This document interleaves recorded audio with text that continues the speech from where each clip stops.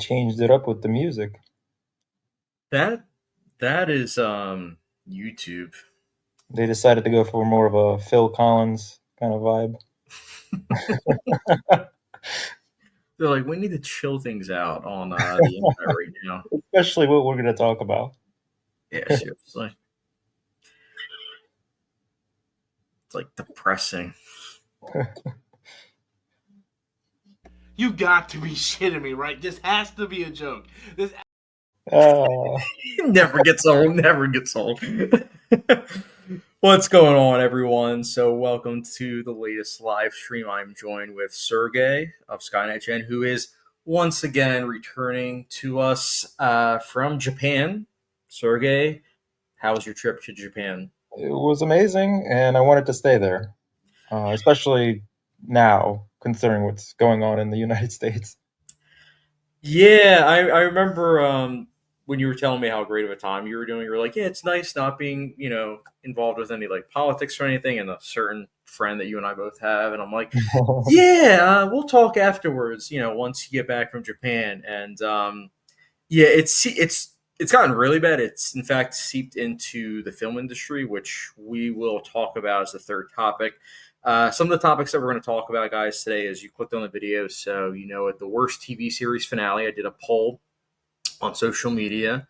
I also did the White Lotus seasons to get some feedback on which ones you guys think was the best one, and then we will be talking about the box office slash how the tariffs will be affecting that, because it will. I know some people are like, "Oh, you can't talk about politics with films," and it's like the two have been ingrained with each other since the beginning of film. So it's like, don't give me that. Don't give me that. And even now with this topic in particular, it's something you got to discuss. So I think the first thing we'll do, though, is we'll start light. We'll talk about first what will probably garner the most interesting reaction, and that's the worst TV series finale. So I don't know, Sergey, if you saw this. I might have. I don't remember what the result was, though. That's fair. All right. Let me zoom in a little bit more. So I asked everybody, in your opinion, what's the worst TV series finale? Cobra Kai, House of Cards, Sex Education, and Yellowstone. And I shouldn't say shockingly. I guess I was just expecting more people to say Cobra Kai or Yellowstone. But yeah, it looks like House of Cards is considered the worst. Yeah. And I honestly would have agreed, but then I saw Yellowstone, and my God, that was truly awful. Like, I was baffled. I'm like, I do not want to hear anybody ever talk about Game of Thrones series finale. If you can say with a straight face that Game of Thrones series finale is worse than Yellowstone, I don't know what kind of crack cocaine you have, but whatever you have, like give me some of that, because holy cow. Well, because the expectations were so high because it was such a great show. Yellowstone, I don't know if you could even put that up to Game of Thrones. Probably not. I've only seen the first season, so. I've heard a lot of people defend the final season, but it's a mess. And it's not even like a beautiful mess. It's more of like a terrifying mess, because there was just so much potential for that show early on, and then it just got wasted. And I can respect people loving the whole soap opera elements, but I think that's when people really start hating the endings of shows, is when it was such a massive hit and they love the show so much, then it garners more emotional kind of hatred for some of these shows. So Game of Thrones ending the way it did, and House of Cards, like there was so much potential for it to end that way, obviously disappoints people more than something like Cobra Kai, which was always kind of light. I didn't really get offended that it ended the way it did. Was it a great ending? No. It was more so that 3 out of these 4 shows should have ended. Like, they had a clear-cut ending, but they continued 2 seasons more. For example, Cobra Kai, I think it was the season 2 finale or season 3 finale, could have easily ended the show right then and there. House of Cards, you didn't need that final season. I think the way they ended it with Kevin Spacey's final season, it was honestly... I never finished it. That was like one of my favorite shows, and I refused to watch the last season. You're not missing out. Honestly, it would have taken the cake as the worst TV series finale if not for Yellowstone. Because that's Sex not Education. the original vision. So they altered the vision, and I no longer wanted to continue it. So They altered it also in a way where it is absolutely baffling. It's bad. It's really bad. but the whole show still is on Netflix with Kevin Spacey. So why didn't they just finish it anyway? Or they should have, if they really wanted to save money, they could have just ended it where it was, because without spoiling it for people who haven't seen it, the way I think it was season 5, the way the season 5 finale ended, I'm like, you could end it here. But to be fair, you could have ended House of Cards after season 2, like the way that ended. But Sex Education, I think the first 2 seasons are really, really good. Honestly, that probably would have, similar to Stranger Things, probably would have worked best as like a one and done season. Yellowstone is just, it's one of those things where I love Taylor Sheridan. I love Sicario. I think, Hell or High Water is good. And Wind River, I think, is great. Really opened up my eyes with, all that's going on with, Native Americans. And to this day, with how if they die or get killed, I should say, then it's like there's less investigation as opposed to if it was, like one of us. So it's a very, very fascinating with how much he was able to bring to the forefront. And then Yellowstone, it's like, yeah, it's there. So let me see the comments, though. I'm curious. I'm seeing a lot of comments, so I feel like my hot takes on Yellowstone are not going to be. What made you choose these 4 shows in particular, though? Oh, because these are the 4 that I think are absolutely terrible. Okay. That's why. Sons of Anarchy was so close. So close. Andrew Lay is in the chat. Andrew, good to hear from you. He says first. Can Articulate says second. Can Articulate, always good to hear from you. Andrew Lay can't be here for long, though. Oh, that's a shame, man. I see that Mr. Norman Bates, Sergey, is here today. Andrew wanted me to tell you that he accidentally watched your top 4 on Letterboxd. I think it was last week he told me that. Accidentally. Okay. So it's a great 4 picks. Yes. Joe, such a clickbait title. White Lotus is good, not worst finale. No, that's not what it is. It's slash. It's worst TV series finale / the White Lotus seasons. Because what happens is I did polls. So the next poll will be talking about. Oh no, wait, no, it's up. Will be what's your favorite season of White Lotus. That's why I did because it's not. No, White Lotus is yet to have a bad series finale. Season finale. So I think that when it ends, it will be good. Has Stranger Things ended already, or no? No. I think it's later on this year. It's finally coming out. It's going to be very interesting to see people our age as teenagers. I'm loving it. I bailed on that show. I'm not watching it. You mean you didn't see the 2.5-hour finale where they're literally just eating food for 30 minutes? It's amazing. It's cinema. Joe says that House of Cards, my vote. Spacey was that show. Yeah, he was great in that show, honestly. Say what you will about him as a person, but him as an actor was excellent. He's the reason why Netflix was on the map. People looked at him and Robin Wright, and they said, wow, he's legitimizing a streaming service, which was huge back then. And also, for crying out loud, the whole Netflix logo, when you open up the app and you hear that da-dum, like that's him banging his hand on the table at the very end of season 2. So he's literally ingrained in Netflix. That was like the show that started the whole binge watch term, I think. Mm-hmm. Yeah, because it was unheard of, the fact that they released, I think the first season was 13 episodes. They released all 13 episodes at once, which up to that point it was, once a week. So, yeah. Joe, his wife final season? Nope. Yeah, that's why we have it as one of the worst TV series finales. Not good. Andrew's like, oof, gotta go. Bye. Good to hear from you, Andrew. Yeah, I know his schedule's been hectic. Joe, don't you dare talk trash on Stranger Things despite it taking forever to finish.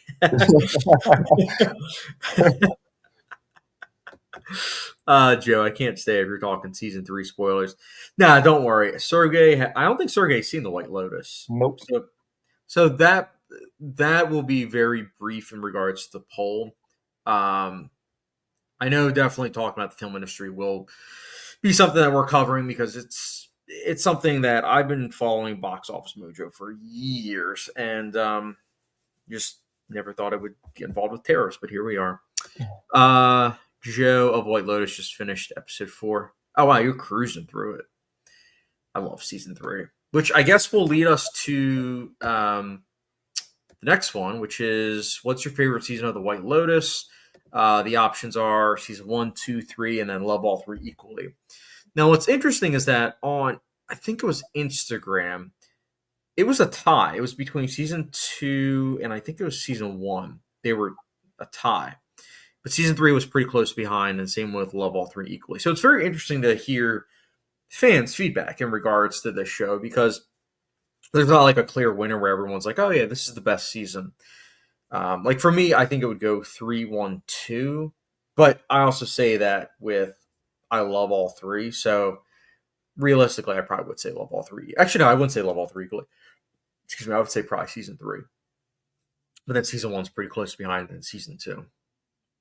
It's funny though, because Sergey, when I saw Infinity Pool for the first time, I hadn't seen the White Lotus, but then once I saw the White Lotus, I'm like, oh, so Infinity Pool is like a really messed up version of the White Lotus. I'm like, interesting. But it's very different in regards to the vibe, but it is like, tackling the themes of like Eat the Rich. But it's much different from Infinity Pool. But premise wise, it's like, going to a resort, stuff's happening, mystery. But yeah, so White Lotus wise, we probably won't talk too much about it because Sergey hasn't seen it, and I don't know if Marv's seen it actually either. But it's a good show. Each season, it's an anthology show, so each season has different characters. Some may or may not be in other seasons. It's like American Horror Story or something. Almost, except for like laid back. It's very laid back, but at the same time, it's also a mystery. It's very interesting. Let's see. Joe says it's great though. Each season just grows on me. I think my vote might go live equally depending on how the season ends. Yeah, I feel you. I think you'll like the way season 3 ends. I personally really dug it. But all right. So now looks like Sergey will be talking about the elephant in the room. So I know you came from Japan. So the news broke, I think it was 2 days ago. No, not 2 days ago. Yesterday, because I was like, great. So it was announced that basically America is playing tariff war with other countries. And one country in particular is China. And China has implemented the same tariffs that America has now. And then on top of that, they're saying that they're not going to be showing pretty much most American films that are going to be coming out. So for a little bit of context, I don't know if you've always known this, Sergey, but I know I've known about it for at least Transformers 4. Transformers 4 is when it got brought to my attention. But the Chinese market is huge. Like internationally, they provide a lot of revenue for us. I think it was Avengers Endgame. They provided like $400 million. And I think of the international gross, it was like 33%. So it's a lot. So if these big movies, such as Thunderbolts, if they're not getting money from China, the biggest arguably contributor of the international faction, it's not looking good because I know the film industry is already struggling. So this is like another nail in the coffin almost of the theater exhibition, which is it's sad, honestly. It's really saddening. But even filming locations, they're probably not. Yeah. So we're gonna have more green screen in a studio. Oh, gosh, do you remember that when COVID happened and it was like Spider-Man No Way Home? It was like every single agonizing. You could tell it was like a green screen. It was like, oh gosh, like this is agonizing. It's gonna be like Jungle Cruise. I didn't see Jungle Oh, Cruise. that's terrible. Horrible. I heard Clearly it. never went into the forest or jungles, wherever. Yeah, so that's just what has me worried. You bring up a good point though, filming locations as well. Like that's something that's going to be big. I mean, that's going to majorly affect the film industry as a whole. And I don't know, it just has me worried. I did that video a year ago saying about how I'm worried about the film industry, and even more so now. I feel like I'm worried. Um, so I mean, it's literally unprecedented times. So yeah, what are your thoughts on it though? You're just like hearing about it. I'm not surprised. I mean, I mean, anything that happens now is just not even surprising anymore. So it would be kind of wild to hear it like years ago, but now it's like anything could happen with him because whatever just comes to his mind immediately, just It happens. it happens, Yeah, and quickly too. Like usually it would take a lot longer for something to go through, but it's because the guardrails got taken off. yeah. He didn't have yes people around him during his first run, but now he has yes people, and And other countries are like scared of him or something. yeah, because it's like a bull in a china shop. Like you want to proceed with caution. Like you don't want to. You're like, okay, is he actually going to charge and destroy everything, or is he just in need of like eating some glass bowls? You don't know, so you're trying to figure it out. Um, yeah, it's wild, man. So It's I'm like trying to pull. that reel I sent you. Oh yes, Yeah, the Americans are going children are going to be making iPhones now because there's no education system. it's the other thing, man. Like that has me especially worried. Where it's like, really, we're not going to be educated anymore. All right, it's good to know. Well, he wasn't educated, so why should anyone else, right? That's true. You make a good point. He reads Dr. Seuss books, and he struggles with them. Hey, Doctor Seuss is very difficult. Well, It's very difficult. It's most difficult. So I'm just trying to pull up. I'm gonna use Spider-Man No Way Home as an example. I'm going on Box Office Mojo right now, just to so that way people aren't like, oh, we're just pulling numbers out of a hat. It's like, nah, I don't I do mean, that. people are going to find ways to watch these movies illegally, probably, but Yes, which does take away though from some of these movies, the profit. I mean, that's the thing too. Like with the international market, it's really opened things up. I mean, all right, I'm going to use Endgame as an example. So Endgame, let me pull this up real quick. 1 second. Sorry, my boomerness is coming out. Let's see. All right. So these are the numbers. All releases. So domestically, of course, it did well. I made 858 million, which is excellent. Now, if we go to the bottom, China. Wow, that's even more. So I legit underperformed that. $632 million. $632 million. So if Avengers Endgame were to come out today, that's $632 million that would be taken away. how much did it cost? 250 or 300 million? I think it was almost like 300 million. Yeah. I mean, So I'm assuming those are never factors advertising or anything like that. So promotion advertising is usually the norm is about, I think it's 100 million. for Marvel because they do a lot of like TV spots and trailers. Oh yeah, food, drinks, anything to And get then people just like there. figures, merchandise. But that's an insane number, like 632 million.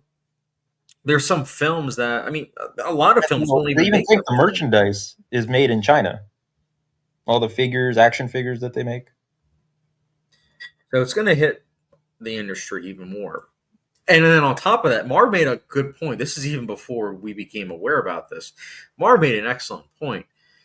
Um, the writer strike that happened, I think it's 2025 or 2026. One of those years is when they're then going to have to talk to the studio again and get it renewed. And I mean, studios, they're not exactly about paying people. That's one of the reasons why they had the strikes to begin with. So they might be leaning more towards like AI as opposed to actually, writers and VFX artists. So it's wild, man. It's wild because I think AI sparingly, like very, very sparingly, it can work. But if it's the entire movie, like, I'm sorry, like, no, I don't want to see that. You're not against AI and like enhancements or restoration. That's another thing altogether. For restorations, no. Yeah, I mean, you know me, Seven's one of my favorite films. I thought for sure that I was going to upgrade it, but then I heard about the AI enhancements and how he added some scenes, like almost like George Lucas esque, and I'm like, yeah, I think I'm going to stick with the Blu-ray. And it's the same thing with The Abyss. Like unless it drops mightily in price, I'm like, I don't know. I'm good. I'm good. I don't know. I don't even have the DVD. Yeah. Yeah, it's sad, man. It's sad. But I mean, there's some films that I loved from last year where they did have some AI. I mean, The Brutalist had some AI. It was very, very, very, very, very sparingly. Furioso used AI with the voices. I mean, specifically Furiosa herself. Okay. And then Emilia Perez also used it because the actress who played Emilia Perez herself, when she played, the character before they transitioned, like she wasn't able to reach the vocals that, they were supposed to as a man. So that's why they had it where, they used it as a way to change it a little bit. But you wouldn't ever notice it. Yeah, I wouldn't ever have guessed it. So yeah, but if it's like very obvious, visual effects would probably be a little more obvious. Oh, 100%. Could you imagine Ant-Man 4 with AI? It would be even worse. It might be better. God bless anybody that was actually paid for that. Oh gosh. But they probably just never finished because that's like the last thing that's ever done, and they're always rushed. No, seriously though. Oh, another example. Let's use Top Gun Maverick, one of the most American movies. Let's say. Oh, it's not even on China. It looks like didn't come out. Maybe that was one that they just weren't interested in. It was too American for them. All right, let's use a different one. Maybe I'm trying to think of these guys playing volleyball on the beach, all oiled up. We don't get it. They're probably like, "You guys like this?" Oh, okay. So, Avatar: The Way of Water, $245 million. It's a lot. It's a lot of money. These are big blockbusters, though. What about smaller movies? Let's see. Give me an example. Because a lot of the movies that go to China, they're usually like movies that cost a lot. Yeah.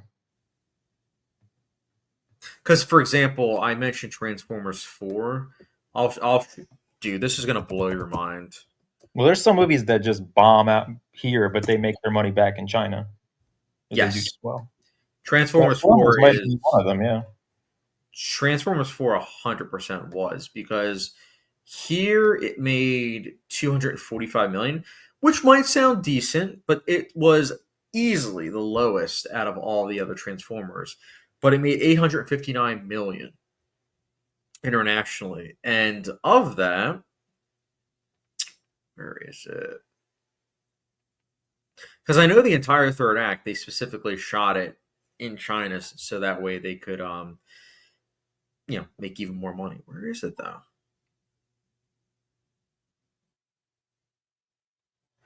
I thought it was Transformers 5 or 6, whichever the Age of Extinction one is. That did. Oh yeah, that's this one. Yeah, did terrible, and yeah, that one. Yeah. I don't know why it's not showing it. I know it was released. Oh no, here it is. It's right in front of me. My bad. $301 million. So it literally made more money in China than it did here. It's wild. It's wild. It's right in front of me. I can't believe I didn't notice that. So yeah. So it's just sad. I mean, it's one of those things where I don't like being. Warcraft was another one that I remember seeing just did terrible here and did wonders in China. British films also tend to do so here, but then overseas they make a bunch of money. Like I think Paddington 2 was an example where it was moderate success here, but then it made a couple hundred million, I feel like, overseas. And that's why they made a third one. So yeah, so the international market, it is very important. Like not many people know that, but it is very important. It's one of the reasons why you're able to get sequels and everything. Because sometimes a movie won't do as well here, but then guess what? Because it did well internationally. Do we want sequels though? I mean, that's what keeps theaters alive right now. And Sinners is going to be the real testing point. Sinners comes out next week. It's a big blockbuster. Warner Brothers, I feel like, is terrified because Mickey 17 didn't do well. And this is another film that's similar to Mickey 17. It's weird from what I understand. It's strange. It's an original movie. And it's also an auteur film. It's directed by Ryan Coogler, who gave us like Creed, the Black Panther films, Fruitvale Station. And it's like if audiences aren't going to go out and support this original film, they're going to be absolutely terrified about one battle after another, which I've seen. And they might ask PTA to cut even more, in which case I'm going to be banging my head because I loved the movie. I think they should present it as it is because it was excellent. But at the same time, it's like, how do you market this film? So, and I feel like it's the same thing with Sinners. It's like, how do you market this film? Like, I'm going to watch it because I look at the cinematographer, I look at the composer, the director, and the cast, and I'm like, I'm in. But for other people, it's like if they watch the trailers, it's like I have seen the trailer. They might choose other movies that are out right now over it, though, like Warfare and I don't know about The Amateur, but maybe even Minecraft. I'm very curious about Minecraft if it's going to have like a steep second weekend decline, or if it's going to still be making a lot of money. Because if it does drop off, then it's like, okay, well now what are audiences going to watch? Like younger audiences, because I don't really think there's any other films geared towards children that are coming out anytime soon. No. Yeah, like there's The Legend of Ochi, but that's an A24 film. Like, yeah, it's PG, but it's. I don't see them being interested in that. I know How to Train Your Dragon, I think will do well, but how well will it do? I don't know. Let me check. In May, Thunderbolts, but that's not really geared towards kids per se. Yeah. Yeah, so it's going to be an interesting year for sure. By the way, I know we talked a little bit about it earlier, but I'm glad that you rewatched All the President's Men. I'm glad that you ended up loving it on second viewing. That's a movie that you have to pay attention to because there's not much of a score there. There's a lot of dialogue. It's kind of dry. So if you're kind of just like out of it and you're not taking everything in, it just doesn't seem like an interesting movie.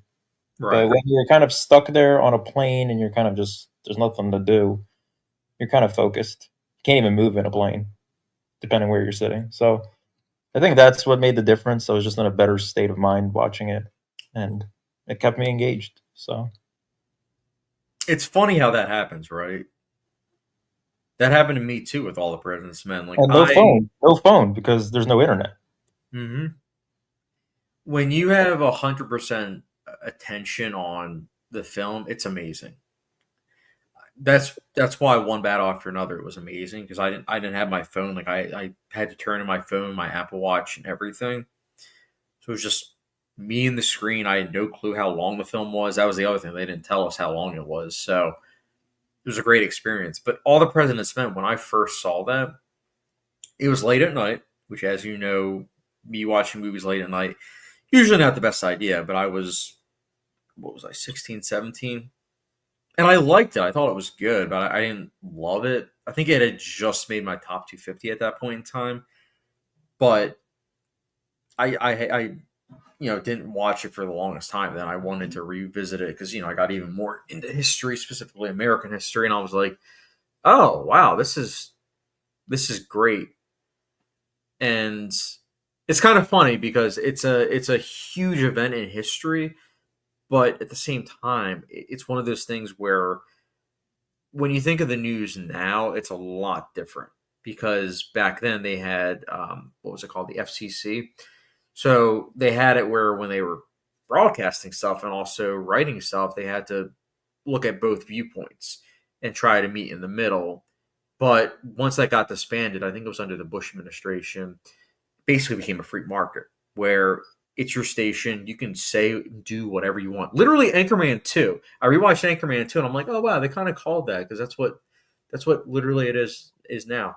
But that's what it is now, where people can just say whatever, and it's like there's no fines really being brought out. There's no, you got to show both sides, and that's why watching All the President's Men now, for me rewatching it, it's all the more impactful, because I'm like, oh wow, like accountability. This is something that doesn't really happen now, but That's in all of the journalist movies. The September 11, September 5. Yep. And the Post. I think they also like kind of walk that line of, can we actually print this? Accountability. It's important. If you don't hold people accountable, then they will walk all over you, or in this case, people, and then you have where we are today, unfortunately. But then it took a little bit longer to print something. Now you should just go online, print something in a matter of seconds. That, and also like always a rush to, how much time do we have, till we can print this? Is this going to be the next day's paper? Or, you're looking at other publishing companies that are rushing to print out news themselves.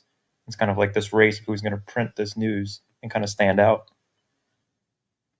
Which is a shame, because they can sometimes get the story wrong. And as you put it, like, if not you, but I think Talladega Nights said it, if you ain't first, you're last.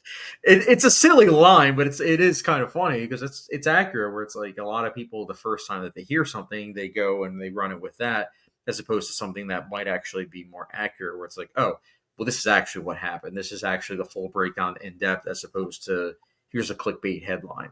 Well, they didn't want to post anything in All the President's Men for a while, because the guy, the head of the newspaper, was like, when is someone going to come in with like evidence, actually? Yep. Nobody wants to go on record.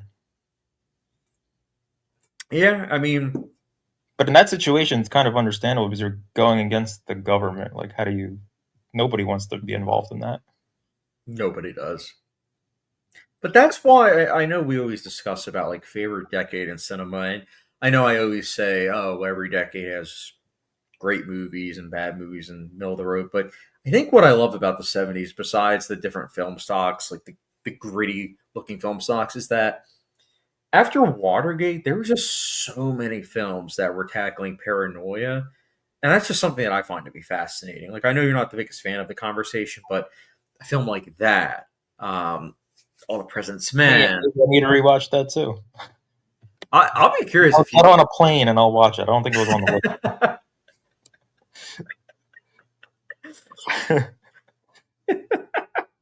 list. Yeah, that's definitely not a late night movie. I remember the first time I watched it.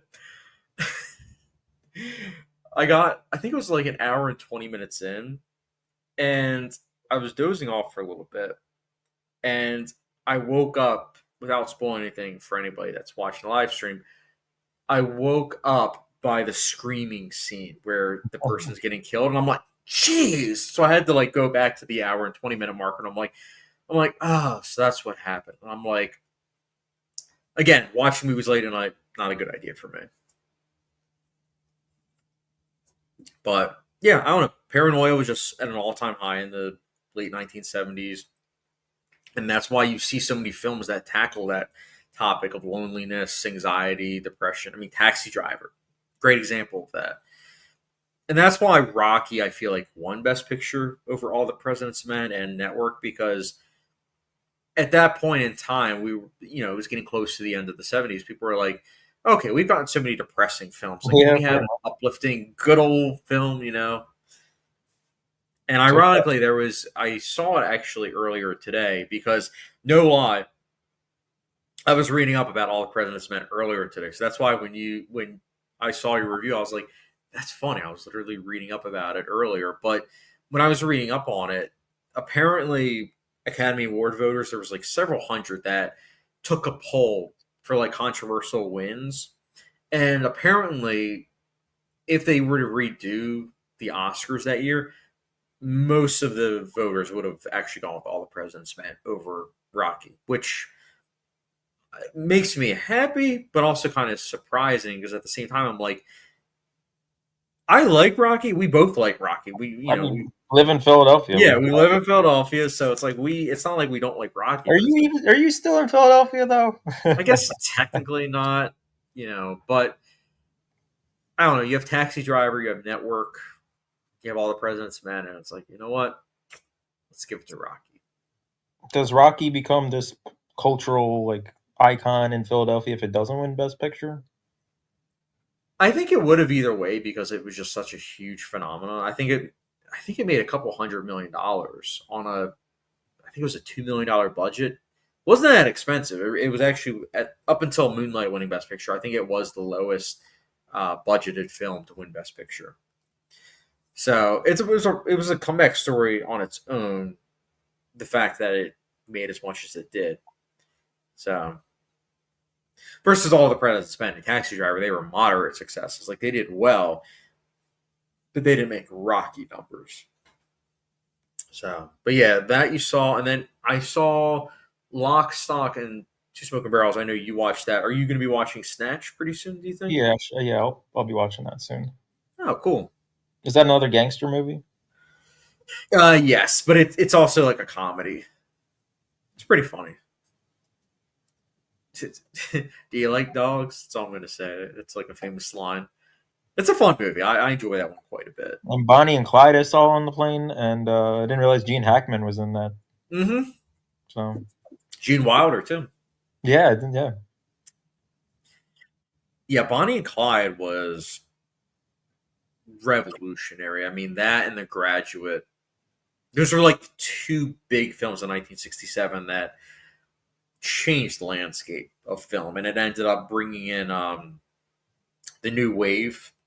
I know you don't like Easy Rider, but then Easy Rider came out, Five Easy Pieces, French Connection, and then all those films pretty much solidified all right, we are focusing on gritty realism. None of this, cotton candy, esque epics that were big in the 60s, which is fine. I mean, I enjoy some of those, but it's very interesting to see it, like looking back.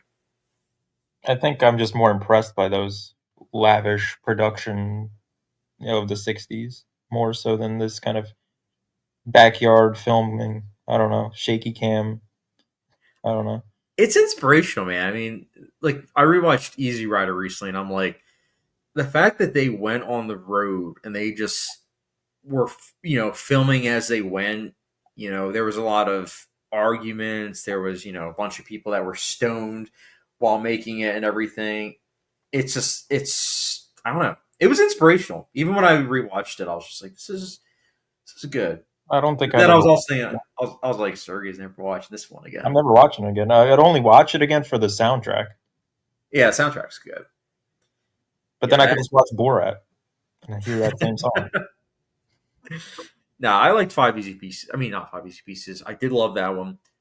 And I liked that one even more in rewatch. But Easy Rider I liked a lot more. I don't know. I just really appreciate those films that it's like, it's smaller budgets, so they have to do even more in regards to being creative to like stand out. And that's why, at the end of the day, that's why they're looked at as classics, because they were able to stand out from the pack when they didn't have like a huge budget to work with. Even 5 easy pieces, not that expensive. Versus something like Lawrence of Arabia, loved the film, but it had carte blanche. Pretty much could do whatever it wanted because it was, David Lean. Right after, I think it was, 5 years after he won for the Bridge on the River Kwai, which I think you'll like when you watch it. And I can get it actually on Blu-ray because it's not out of print. True. Can't Articulate says, "You ready for Sinners?" Yes, we were talking about it a little bit earlier. I'm excited. Sergey, are you excited? Yeah, I'm going in with an open mind. It's not zombies, but it is vampires. That could be good. Yeah. If it was zombies, I'd be like, "Uh-oh, Sergey, I might not like this." I was looking for Nosferatu on the plane. They didn't have it. I was like, I'd give it a second chance. The Robert Eggers one? Yeah. Oh, wow. Yeah, I was asked recently, someone asked me a pretty good question. They were like, I know you like both, but which one do you prefer? Bram Stoker's Dracula, which is Francis Ford Coppola's rendition, or Robert Eggers' Nosferatu? And I said Bram Stoker's Dracula because I would say the same thing. Yeah, well, because don't get me wrong, I love Robert Eggers' rendition, but just oh my goodness, the fact that Francis Ford Coppola injected so many old school techniques to give it such a lively, lived in like feel to it all. It was honestly amazing. I mean, I could watch that just to analyze the filmmaking alone. It helps that I was entertained too, but I'm just like, holy cow! Like the bright colors, the lighting, the makeup, the frame rates. I love the different frame rates that they use, and like the backwards footage. Oh my goodness! And on a candy, heavenly. But yes, Cam particular, are you excited though for Sinners? That's the question. I'm hoping it does well.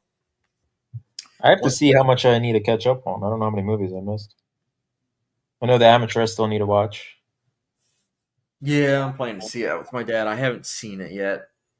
I saw Drop. That's coming out. Yeah, I saw it last night. Yeah. I saw Drop last night, and I saw Warfare last night.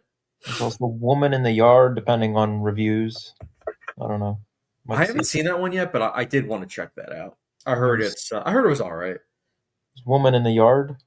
Woman in the Yard. Death of a Unicorn. I did see that. Okay. Yeah, I admire it for it being original, but holy cow, was it so unfunny and just kind of baffling in regards to the visual effects. Like it's a very frustrating experience. I saw there was a film that was a huge hit in India. It was called Empurin, which was a sequel to a film called Lucifer. Saw that. I liked it. It's very interesting to see how other countries do sequels, because this one, it stands on its own. Like you don't necessarily have to watch the original. Like it helps out a lot, but you don't necessarily have to. So it's interesting. Ash, I liked Ash. That was I don't think that's a Sergey film, but I liked Ash quite a bit. That's with Aaron Paul. Okay. Yeah, it's I guess the way I would pitch it to you is that it's a it's Alien if it was really trippy. Almost like if it was directed by the Panos Kaspalas. I forget the director's name. The guy that did Mandy. Almost if that director was jacked up on coke and then directed Alien, you would have Ash. I liked it. I enjoyed it quite a bit. And I watched it late at night, and I was very engaged by it. I was like, holy cow, like the imagery is just so good. I wasn't aware The Accountant 2 was coming out. Yeah, it does not look good. I saw the trailer and I'm like, oh, they're brothers. Interesting. But I don't know if I'm seeing it.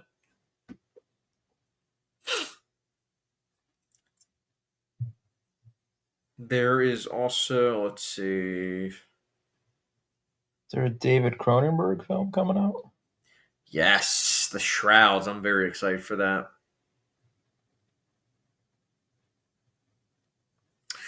Ooh, this is a good question. Can Articulate says, Chad, who's your favorite Superman actor? I've seen you logging a lot of Superman films. Yes, getting ready for James Gunn's Superman. I'll give you a definitive answer tomorrow because tomorrow I'm planning to rewatch Man of Steel and Batman v Superman. But I would say for now, Henry Cavill. I think his rendition of Superman is it's great. It really is. Christopher Reeve would probably be second, and then Brandon Routh, who he wasn't bad. Just the film itself is such a mixed bag. I thought that since I got older that I would like that movie more, but no, it's still very problematic. Like, ugh, so dull too. It's so bland looking. And I looked it up, and it's like, oh, that's why. They shot it on early digital cameras. So I don't know who made the decision to shoot on early digital cameras with a $200+ million budget, but have you seen Superman Returns, sir? Superman Returns. What year is that? I think it was 2006. Oh, okay. No, I No, didn't see that one. No, you didn't see it? no, I still need to watch all the originals. The first, what, 4 of them? Yeah, that's what I did. That's what the Camera Articulate was talking about. Yeah, I hadn't seen the first 4, so I watched the first 4, then I watched Superman Returns. I just was never a Superman fan outside of like the animated Justice League series. So I never got into Superman much. I obviously saw Man of Steel, but then I watched the documentary about Christopher Reeve last year, and that made me want to watch the first 3 at least. Those were like the ones he enjoyed making at least. I know the 4th one he didn't want to be a part of that. Yeah. But he kind of had to return back to it because he wasn't doing so well on other roles. Making that money. Birdman much? It's always with superheroes. Yep. No, because they know it's bread and butter. It's that's why they come back to it usually. I'll be curious to hear your thoughts on 1 to 4. It's funny though because I never saw 1 to 4 either, but I was a Superman fan. Like I grew up since the age of 3. I was a Superman fan, still am. But it's interesting to hear everyone's take on like the different Superman movies because you'll hear some people say, "Oh, I prefer the Christopher Reeve ones," or you'll hear people say, "Oh, I prefer the Henry Cavill ones," or "Oh, I prefer the animated ones." But It's yeah, my favorite. it's a generational thing and nostalgia. Yeah, which I will say, one of the nice things is that I don't really have any nostalgia for it because I grew up watching the animated show from I think it was the 40s. Then I watched the TV show from the 50s, the Lois and Clark show, all of those. So none of them I feel nostalgic to. I watched them. I'm glad that I did watch them, but there's not one where I'm like, yeah, this is the definitive version. Even Henry Cavill, I think he's great as him, but I'm keeping it open minded with James Gunn's rendition. I'm just nervous because seeing the trailers, I'm like, I don't know. I haven't seen it. Has he changed it up from his Guardians of the Galaxy kind of formula? I mean, it's hard to say with that. It's just, it looks like it's going to be overstuffed. Because And I think that, Suicide Squad was terrible. wow, what was? Suicide Squad, the one he did? Oh, yeah, I wasn't a big fan of that one. But it doesn't look like that, right? It's not a ton of CGI. No, there's definitely a ton of CGI. You just have to watch the trailer. It's yeah. That's all I got to say. It's Lex Luthor is the main villain. yeah, Nicholas Hoult plays him. I mean, Which should be interesting. okay. I like Nicholas Hoult. Yeah. There's other villains besides Lex Luthor. But okay. There's a little bit too many villains in this one, apparently. There's let's see. Let me pull it up real quick.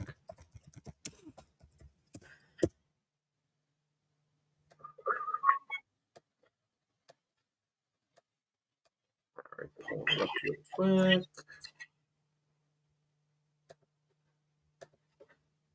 Let's see.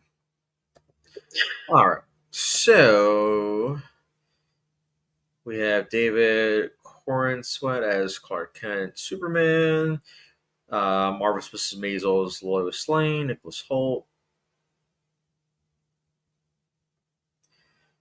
I knew there's another villain.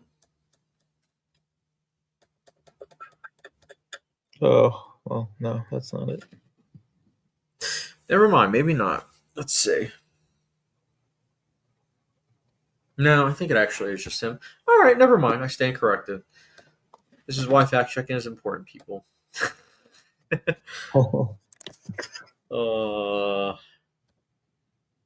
Bootzilla is in the chat. He says, "Hey guys, didn't get a notification you're on." I'm telling you, YouTube not giving out those notifications. They know your political stance now. I mean, my own wife, she'll get notifications of my videos 2 weeks after a video is posted. And she still won't watch it. No, she will. Just like 1.5 times the speed. Just jumps to the end. There's the rating. No, but it is weird the way notifications work and everything. I mean, even with people I follow that are huge YouTubers, I won't get a notification from them for a long time, and I'm like, really? Like, I watch most of their stuff. Why am I not getting notifications? You click the little bell. That's true. I guess I should say it when I do my little. Oh no, I do say it. I say notification bell. I'm like, and then catch you guys later. So I do say it. I just forgot about that.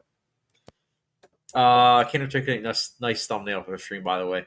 Thank you. I appreciate it. I thought it would be funny. Sergey's reaction is what really sold me to say, you know what? I'm gonna go with this. Your Photoshop skills are getting better.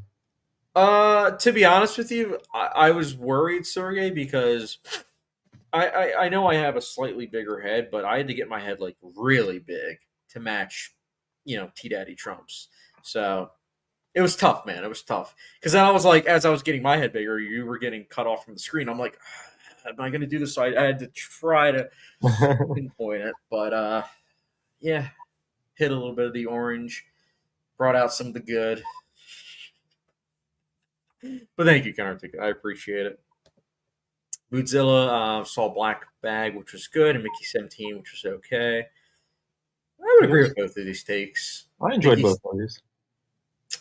Mickey 17 felt as if the studio did not trust in Bong Joon-ho in the first half and said, you know what?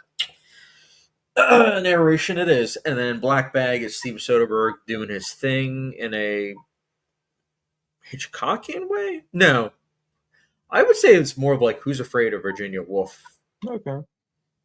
Which, Sergey, you still need to watch. I think you would like that movie. Okay. Just go in. It's very stressful. It's very stressful. It's with what's his name? Richard Burton and Elizabeth Taylor. And in real life, they were married twice. And in the movie, they played a married couple. But it's really, really good. Godzilla, the engineer, is the other villain in Superman. I give him props for choosing that villain because I don't know who it is. So who knows? Maybe James Gunn will have this villain be introduced and we'll be like, oh, wow, this is a great villain. But that's the question. Is everybody excited for the new Superman, or is it kind of like, I'm not that excited. It's Superman. We've seen so many renditions. He's not Batman, so, what's the point of watching? Very curious. I'm also just curious with how many superheroes they have in this movie and how it's supposed to work. Because it serves as an introduction for all of them. Like, we haven't seen any of these superheroes before. I saw Hawk Girl or something was listed in there. Green Lantern's in it, too. No, Green Lantern. It's not Ryan Reynolds, right? No, thankfully not. Metamorpho's in it as well. What are some of the other? Yeah, Green Lantern, Hawk Girl. No Martian Manhunter, huh? Probably not. Rick Flag Sr., played by Frank Grillo, is apparently going to be in it. And then, Supergirl's going to be introduced. So you see what I'm saying? It seems like it's going to be overstuffed. They're trying to play around with the different heroes to have launch their own movies. Cinematic universes, baby. That's how you do it. You don't worry. You don't worry about making a good film. You worry about making other good films. That's business. Exactly. Business 101.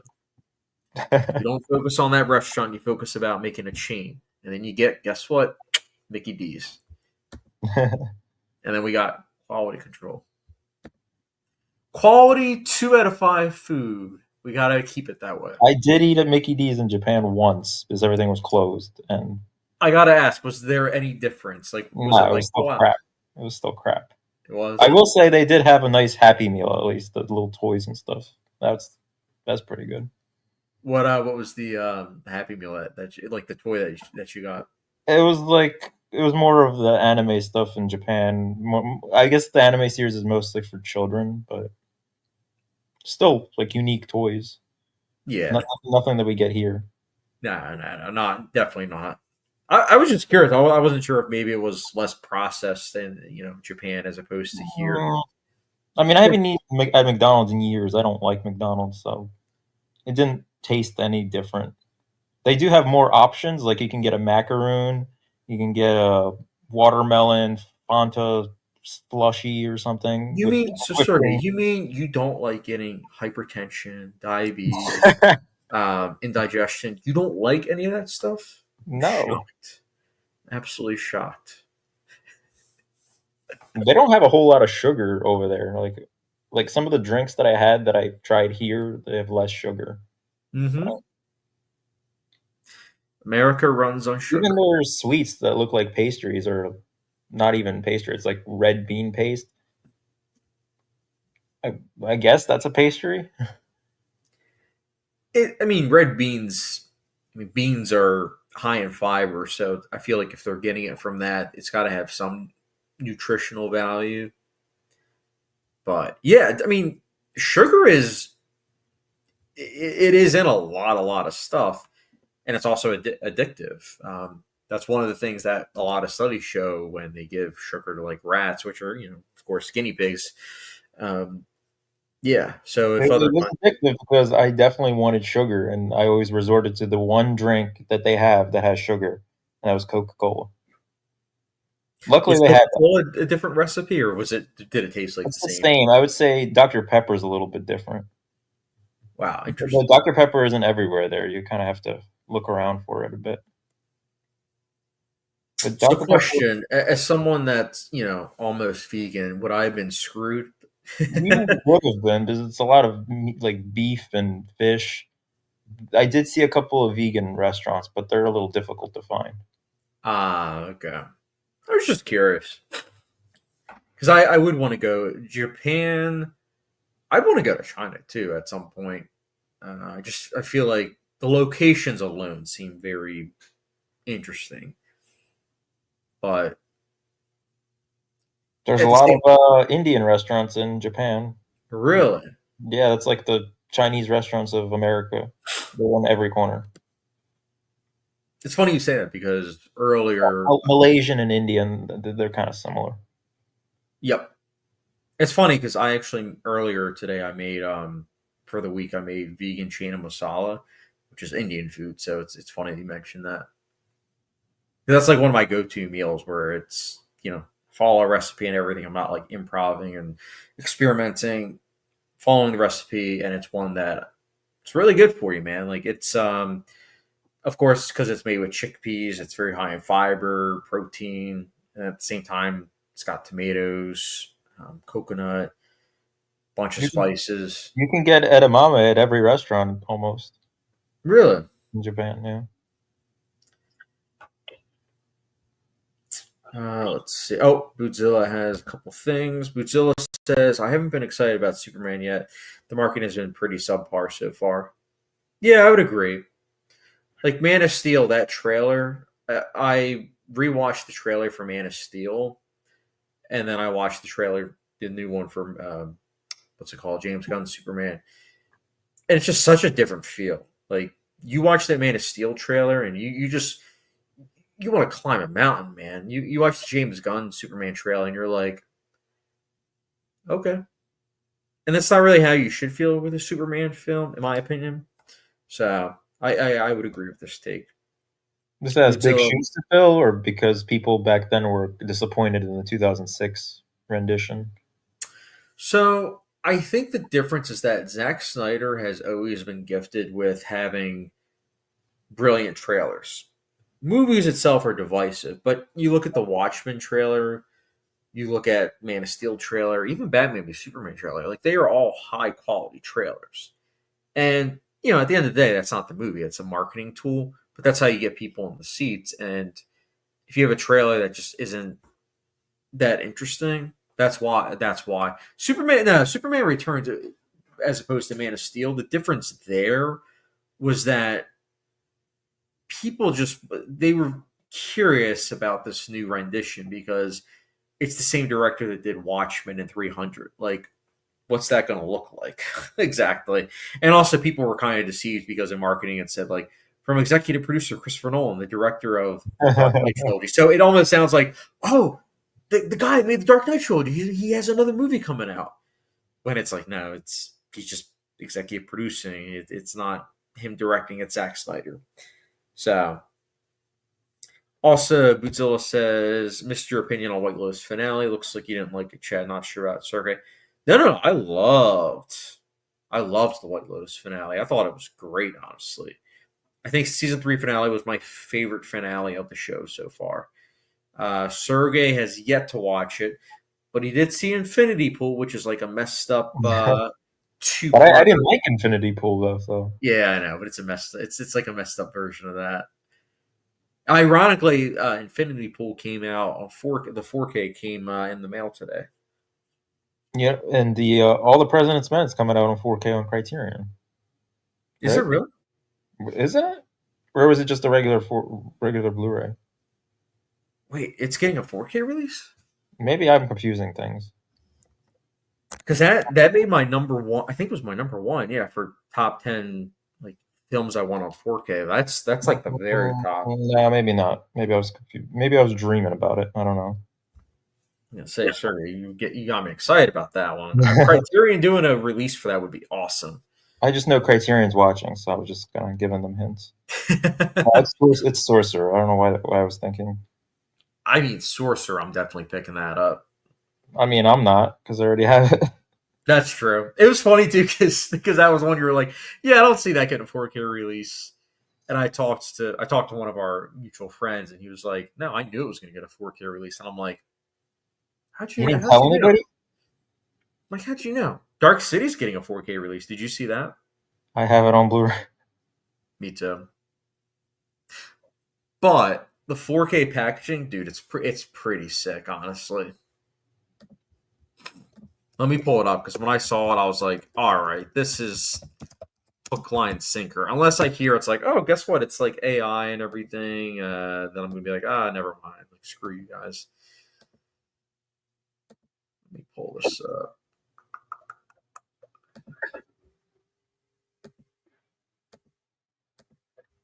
Let's see. I mean, All the President's Men should get a 4K, so I'm not buying it. Yeah, I'm holding off on it too. Yeah, so Dark City. It does look. I don't know. I just think this is really cool. It's sign into your newsletter. Nope. What is this? Shout Factory? Arrow Video. Okay. But you have like the little card. Like these are things that if you haven't seen the film, it's like, I don't know why am I getting a little card or Shelby? I mean, it's cool, but where do you place those cards is usually my problem. So where I would put it is it's probably going to be in the middle of like this booklet. I know, but for display purposes, you're never going to see them. Well, I guess. I mean, it's nice, but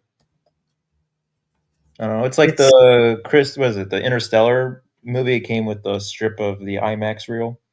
Oh yes, yeah. I mean, I still have that. I sold the Blu-ray, but I I took that and I put it in the 4K that I have. Thankfully, when I saw that on Facebook, someone wasn't like, "So does it come with the IMAX like the because I would have been like, I'm gonna message them right now. I would have been like, I would have been like, no. But no, I'm excited for Dark City to get the 4K treatment. Like, I love it on Blu-ray, but We'll see. it's I'm time. gonna wait for Arrow's 50% off sale. Oh, when is that happening? Isn't that usually around the same time as Criterion? I don't really buy that many from Arrow. I think I only own two Arrow movies. Audition and Yeah, The I Secret got Plan. that. Yeah. Both Yeah, it was of on them. the website, not in November, I think, and there was, I think, a 50% off sale then, and then I signed up because I never purchased anything, and I got another 10% off. So I got a few like international, like region locked Blu-rays.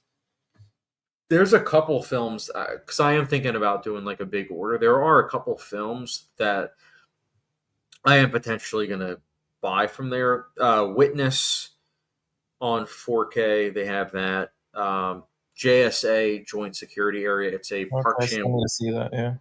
Park Chan Woo, and then Donnie Darko. Hmm. I own it on Blu-ray, but the Blu-ray transfer is abysmal. Did I buy? I could have sworn I bought that. Oh, on Arrow. Yeah. And then I also want to get. It's called the Solid Metal Nightmares pack. It's $40, but the only reason why I want to get it is because it has Tetsuya the Iron Man. Oh, okay. Yeah. The other movies I haven't seen yet. I haven't seen the other movies, but yeah, excited. It's funny how I said that this year I was going to cut back on spending on physical media, and yet here I am, blind bought a couple Criterions, one of which I know you're not a fan of, but Touch of Zen. Oh, okay. Yeah. That movie, it's absolutely wild. Like, I had to readjust. I didn't have any expectations, but I had to quickly readjust because I'm like, this is very experimental. I'm like, I know I already need to rewatch this. Like, I'm going to watch all 3 hours, but I'm like, I need to rewatch this. This is a lot to take in.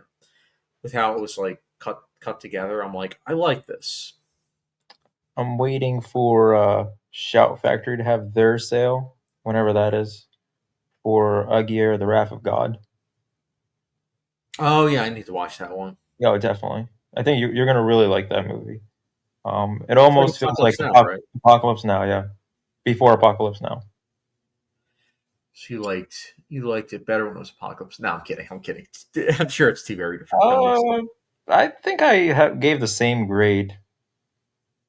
Yeah, it's like 4 out of 5. Though I think Apocalypse Now would probably go up in rating watching it again. Especially now that you have a bigger TV. Holy cow. Did you pick it up on 4K or no? Oh, yeah. It was like $10 for 5 cuts of the movie, and it's got a beautiful case and everything. So, do you know how much that? One of the best deals I got on 4K. I agree. Do you know how much that is worth now? $50 maybe. Much more. Let me pull it up. Oh, it's out of print. Because what happened was a little history. What happened was Lionsgate decided to go old cheap, and they created their own website. It's called Lionsgate Limited, where they put out the 4K movies now. And one of the first ones that they did was Apocalypse Now, which is basically they took that version that we got for $10, and they now have it where they're selling it for I think like $80. You know how like I overspent for the conversation, like that huge box set. That's what we got is now worth like $80. This is when I go to the international market and look for region free or region locked ones somewhere else. No, I don't blame you. I don't know if it's like quality is the same because there's no reviews on Blu-ray.com, and it's harder to find reviews of international or other region locked Blu-rays. But I don't know. As long as I have a good HD quality of the movie, I'm kind of happy. Especially since some films, it's like you're lucky to even have an HD copy. I mean, one of my favorite films from a couple years ago, How to Blow Up a Pipeline, it doesn't even have a Blu-ray release; it has a DVD release. Yeah. So, Buzilla says, "Wow, okay, I didn't like the finale; it was very messy to me." Really, I'm surprised. I liked it a lot. Hook, line, sinker, it got me. Can Articulate says, "Chad, the Studio is the best TV show this year." I mean, dude, I really like it. I think it's a ton of fun. That last episode, I did watch it, and it's a fun throwback to Chinatown. I thought it was I thought it was a lot of fun, and I also love the fact that they had in case Sergey watches it, I liked the fact that they had a director that is notorious for having a lot of drama behind the scenes, and they were in on the joke. So it's a very self-aware show, and I am enjoying it quite a bit. So I would agree. Godzilla says Arrow has really good 4Ks. They did a great job with Silence of the Lambs and The Great Escape. Silence of the Lambs, I did hear that the 4K transfer was good, but I haven't picked up the 4K for Silence of the Lambs on either that or I think there was another one. I think Kino Lord did a 4K too, but the Blu-ray for Criterion is just so great that I still have the old Blu-ray, whichever that was from. I don't. That's old. Oh, so you haven't seen the new transfer? What's that? So you haven't seen like the new 4K transfer? No. Dude, it's good. It's really good. And then The Great Escape also was the old Blu-ray from, I don't even know, 10 years ago. Oh, so you don't own like the Criterion or the Kino or Arrow? No. But it is a good movie. I do like The Great Escape. I need to rewatch it. It's been way too long. Andrew, I'm back. Andrew, good to hear from you. I'm glad to hear you're back.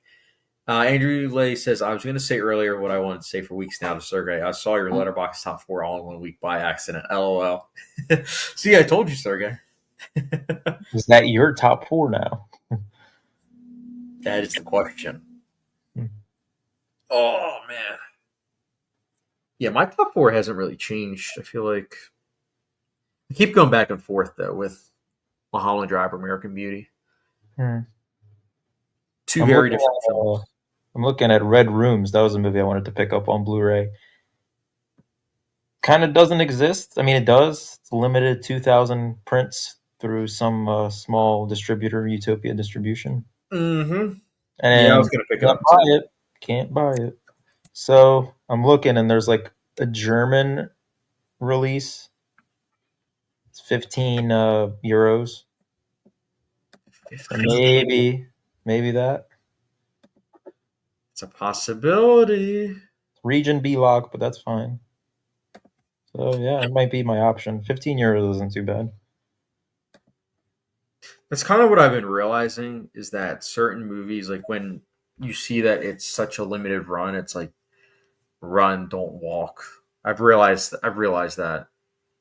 Even Hundreds of Beavers. I know that I think it was the last run. It was very limited, and I'm like, that's a movie I want to own, and so I pre-ordered it, and it didn't arrive until like a couple months later because just so many people were taking advantage of that. Also, Andrea says, on different occasions with different friends, and somehow Psycho, Memento, Whiplash, Rewatch for me, and 310 to Human all lined up. Only knew it was your top 4 when I visited your profile. That's actually hilarious. What was the 5th movie? I don't even know what my 5th is. I have to look it up. Planet of the Apes, maybe? I don't know. I love how when we did our top 100, you, Marv, and myself, I love how once I unveiled that 2001 A Space Odyssey was going to be the first film that we talked about, all of a sudden Marv just couldn't. No more live streams. It was like, Marv was like, nah, the 3 of us, nah. You should have went with Friday.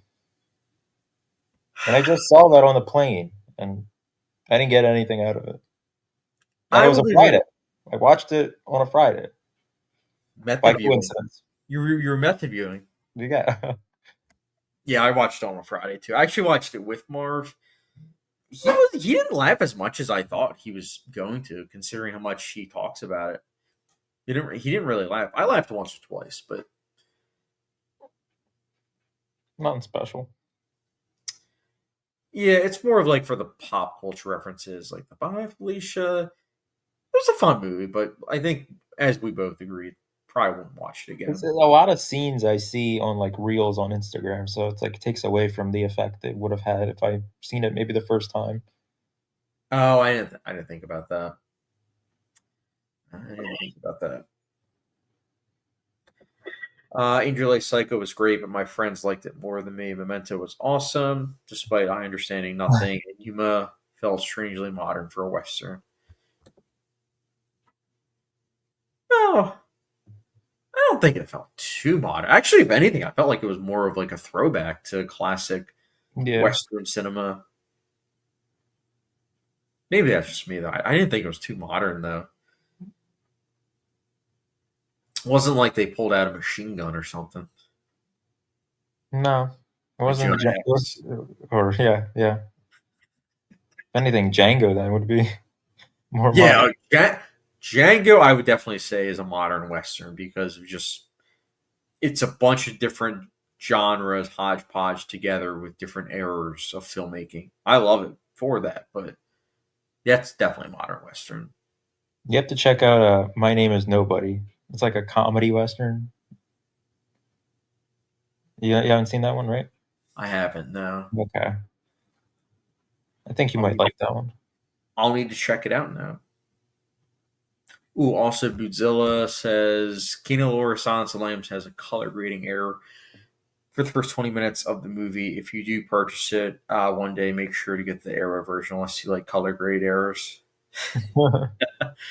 I honestly, every time I put the Blu-ray in, the Criterion Blu-ray, every time I'm like, this looks amazing. So I don't see myself upgrading to 4K anytime soon. There's just certain films like that where I'm like, I don't feel the need for it. I really don't.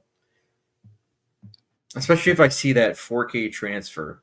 Like, don't get me wrong, I know HDR, Dolby Vision, I know that does a lot, but at the same time, seeing that and then also just trusting Criterion and seeing their transfers, I'm like, I'm happy. I'm a happy customer. Can't articulate. Great Batman Begins review, Sergey. I finally liked the movie after all these years. Top 3 Nolan for me so far. Yeah. Nice. I don't think even I have it a top 3 for Nolan, though. Me neither. But I do love the movie. Yes. You love it. I like it more than The Dark Knight. Oh. I'm a sucker for origin stories, so I always love the first. I think for me it goes Dark Knight might be Batman Begins and then Dark Knight Rises. But I love all 3. I think all 3 are nice flavors. Really good. Actually, excellent. Ironically, before I went on the live stream, I'm watching Batman Forever for the first time. Oh boy. It's fun. I'll put it to you this way. I was going to watch it tomorrow on a little candy emoji. And I'll just put it to you this way. I'm glad that I decided not to. Instead, I'm going to do Inception tomorrow. Okay. I'm glad I'm going with that because I'm like an hour or so in and I'm just like, this is like, how can a movie that's so well shot and have such a great cast and such potential be wasted and be so dull? I mean, dear God in heaven. And it gets worse because I know Batman and Robin was like really, really, really bad. So they're both like, it's so bad that it's good. I do own them on Blu-ray. Have I watched them in a while? Not really. It's been like maybe 6 or 7 years since I've seen any of those ones. The original Batman and Batman Returns. Those are the 2 I go back to a lot. But those I like. I think those are good. Batman and Robin I saw a decade ago. That I hated. That I was. But I do like the credit card. Come on. The credit card scene is funny. I will say that. Where it's like they're auctioning for Poison Ivy, and it's like, what is happening? And then he's like, oh, I got outbid. He's like, no, I got a back credit card. And I'm like, and all the Arnold Schwarzenegger freeze puns. dear God, there's a reason he became governor instead of doing acting. Yeah. So, because I figured I would kill two birds with one. Actually, no, three birds. It looks like a bright, colorful film. It's the only film of that Batman series that I haven't seen. And then also Val Kilmer passed away. Yep. Which is also, something you missed. Val Kilmer passed away, which is saddening. Yeah, I heard about it. Yeah. And the boxer, George Foreman, right? Yes. Oh, yeah. He did, too. He recently had a movie. That was. I didn't watch it. I thought that was like a religious film or something. So I was like, Was it? I think it might have been. It might have been that, like, one of those. Because he turned to religion or something after boxing. So. I didn't know that. At least that's what I thought. So. Speaking of religion, Easter's next weekend. Are you gonna be watching any? Oh, you want me to watch Passion of the Christ or the what's it called? The Willem Dafoe film. Oh, Last Temptation of Christ. Yeah, that's the one. I was just more curious, like because you know me, like around Easter time, I'll watch some like religious films that then make me feel, down and depressed. The way I like it around that time of year. But do you usually watch anything around Easter? Like, no, I don't really watch anything religious. Which is why I'm always surprised when I do like a religious film, like The Prince of Egypt or Ten Commandments. Ten Commandments, yeah. Have you seen the movie Doubt? No. So it's with Meryl Streep, Philip Seymour Hoffman, Viola Davis, Amy Adams, and it's all about, how do I explain this without spoiling anything? It's basically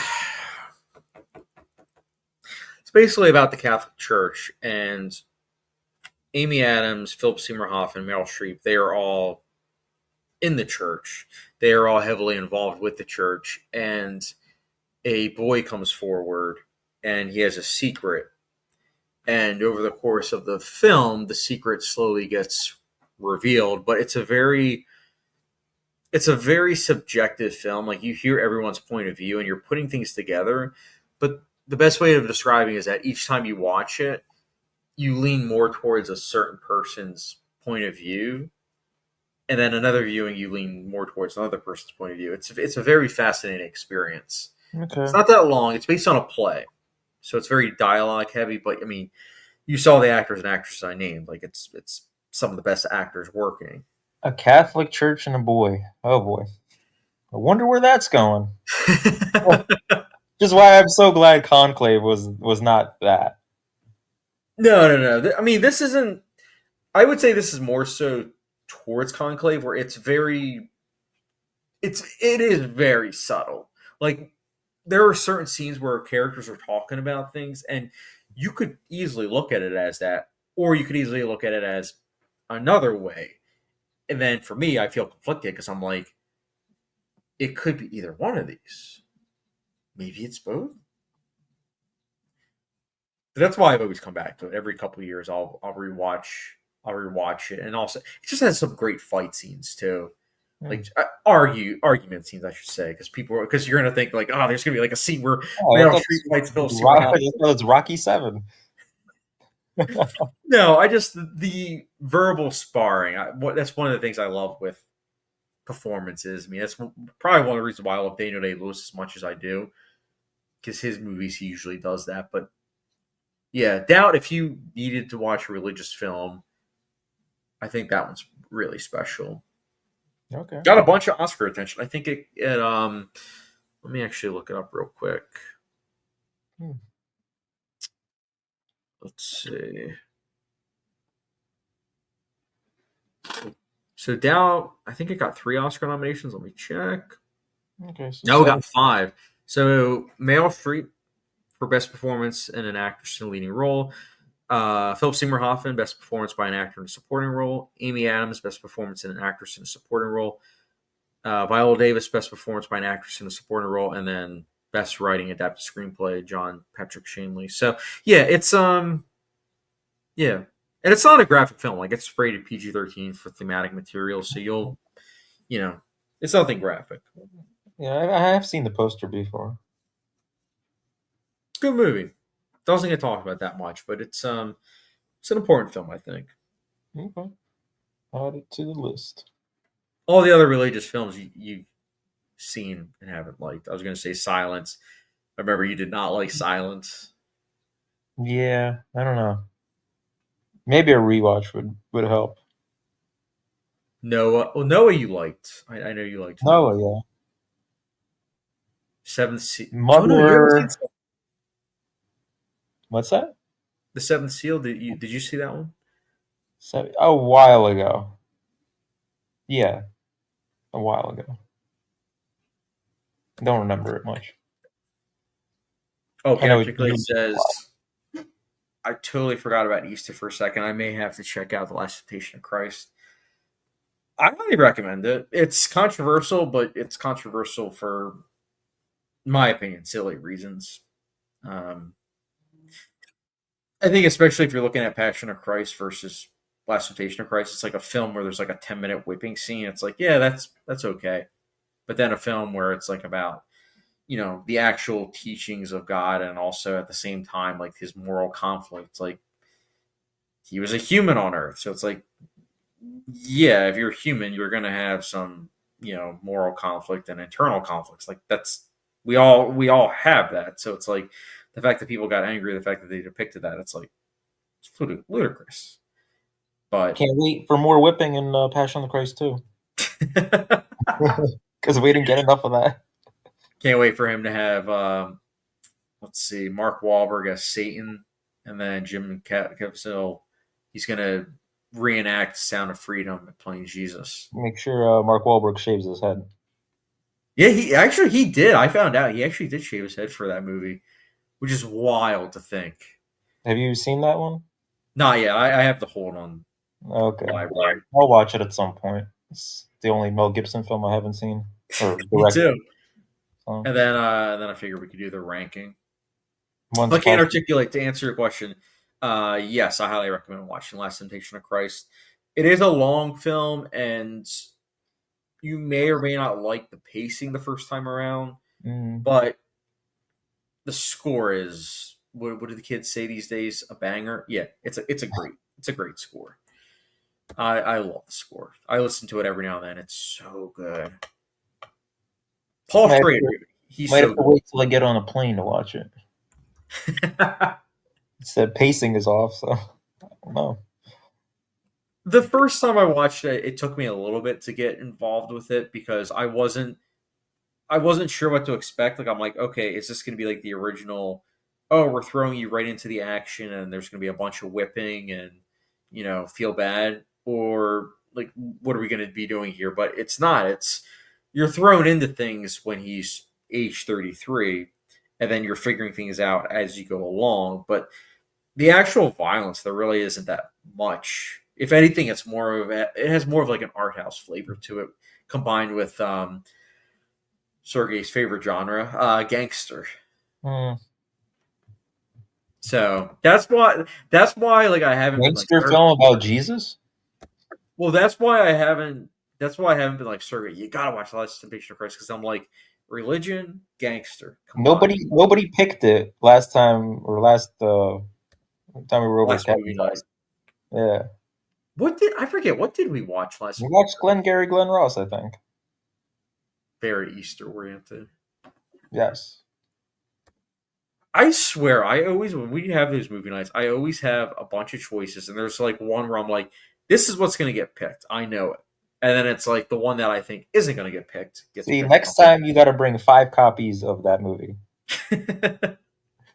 This is the one. It'll be like Mulholland Drive. This is the girl.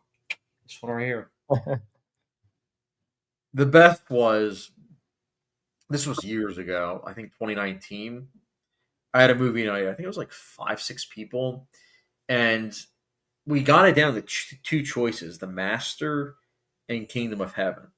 Ooh, and the deciding vote was Kevin's sister, who's really into history.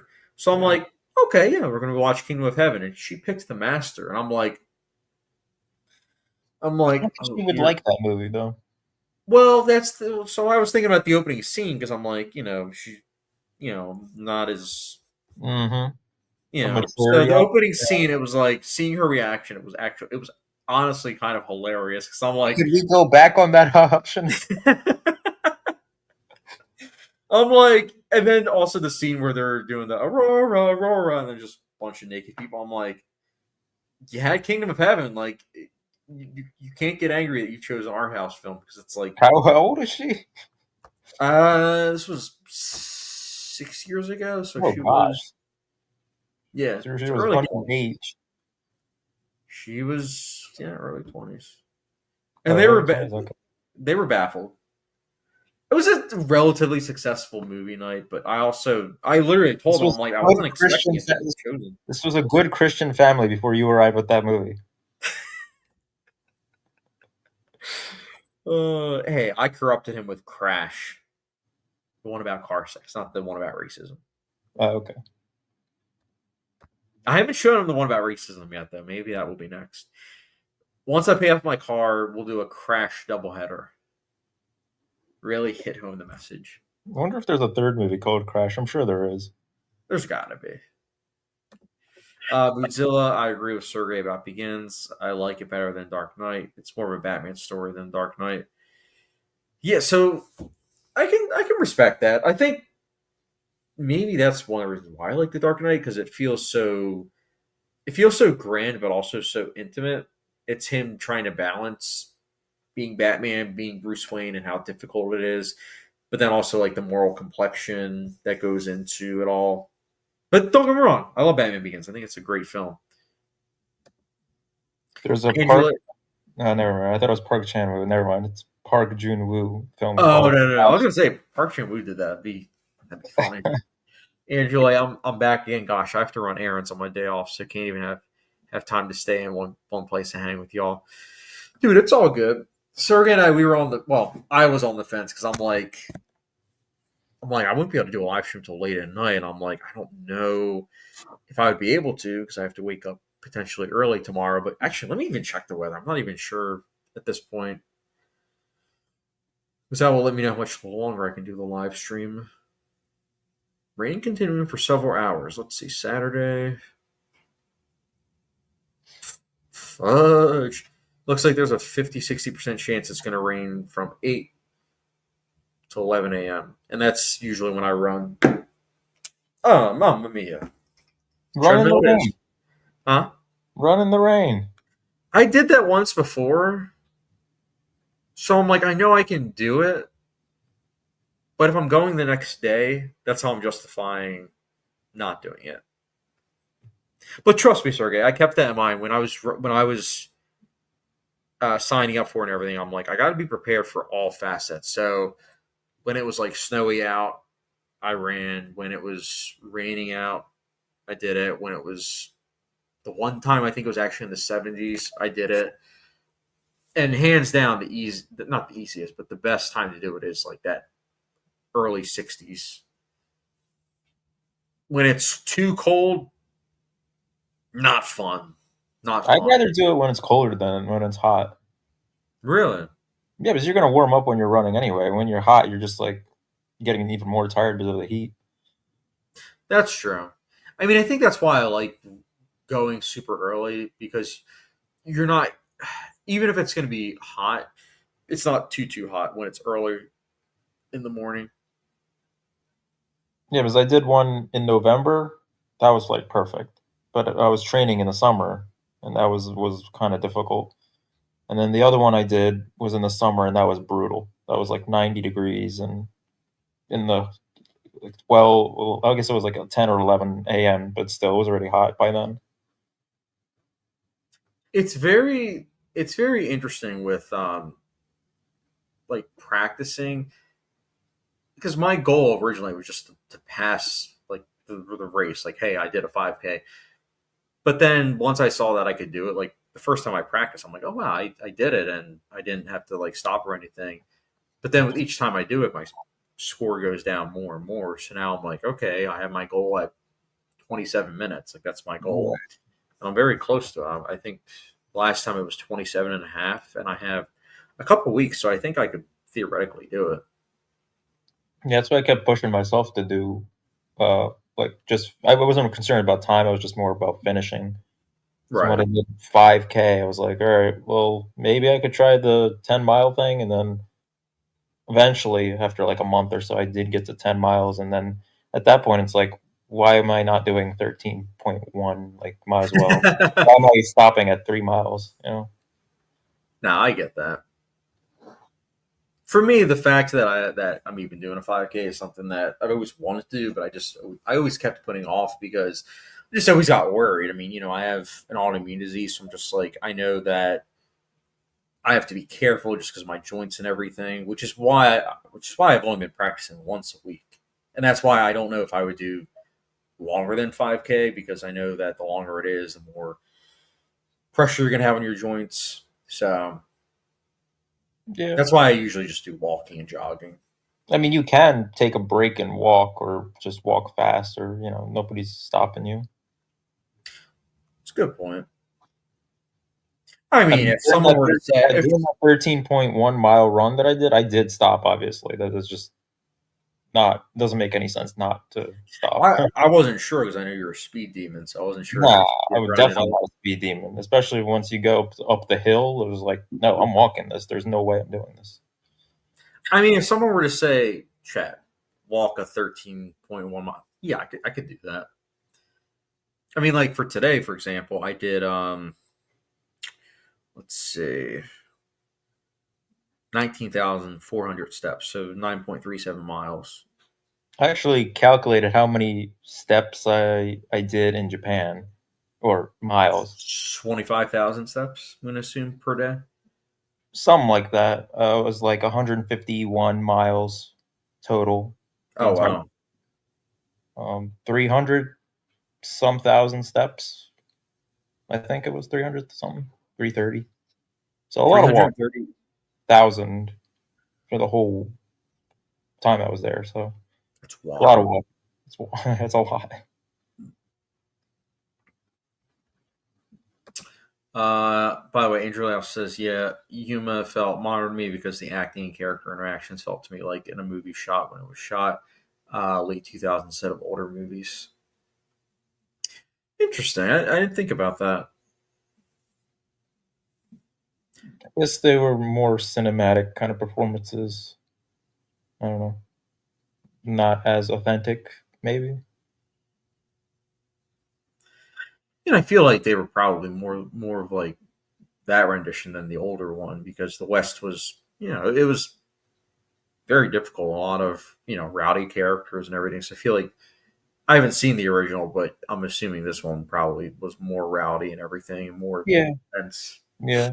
I feel like the biggest complaint I've always heard was the ending of the movie. People don't like Really? I think the ending is really good. Russell Crowe's character, and how he's helping out. It makes sense, especially when you think about with his son's there, so it's like he want. Yeah, it made sense. Yeah, That's why. That's why the very end, where he's getting into the train, right? It yeah, makes sense because it doesn't matter to him, no, but in the kid's eyes, obviously he it's wants the everything. father to be his hero. Angel also says, or modern movies that try to pay homage to older ones by imitating its filmmakers. Imitation is a sign of great flattery. Yeah, Kill Bill. Yeah, Kill Bill So is much homage in that movie. a lot of homages to other. It just feels like a fan-made movie to me. Oh yeah, but what's cool is that you don't you don't have to watch those other films to appreciate it. Like you can appreciate it on its own, but then if you have seen those other films, it's like I see what you're doing now. I see where That's you're. what always bothered me, is like it's a little too much because I've seen all those movies.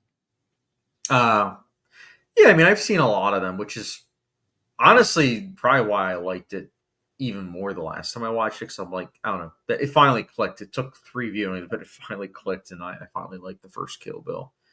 I still prefer the second one. That's when it starts finding its own kind of vision, and it's not doing all these callbacks or as much callbacks. I do. Don't get me wrong. I do like Kill Bill Volume 2, but um, first one really grew on me. I mean, one could argue that it's one's the first half, one's the second half because it's technically one movie, but I still look at it as two movies because of how it was released. Mm-hmm. Angela talking about Western, saw Jesse James as well, the most beautiful sleeping pill I've ever seen. Ah, dude. Oh, man. Killing me today, Andrew. It's too modern. Oh, man. I love that movie. Casey Affleck just has too much of a soothing voice, I guess. Or Jeremy Renner in his brief screen time. Oh, Film Kid's in the chat. Film Kid says, hey, good to hear from you, Film Kid. Sergey is back from Japan. He has brought with him fortune cookies. Fortune cookies? That's China. We're Americans. We're dumb and ignorant and racist. So, Why did I come back? That's the question. Sergey, I don't know why you came back. I warned you. I literally said, I sent you the eye emoji so many times. Like, sorry, don't come back. Yeah, I gotta go to work, unfortunately. You know the Titanic? You remember the part where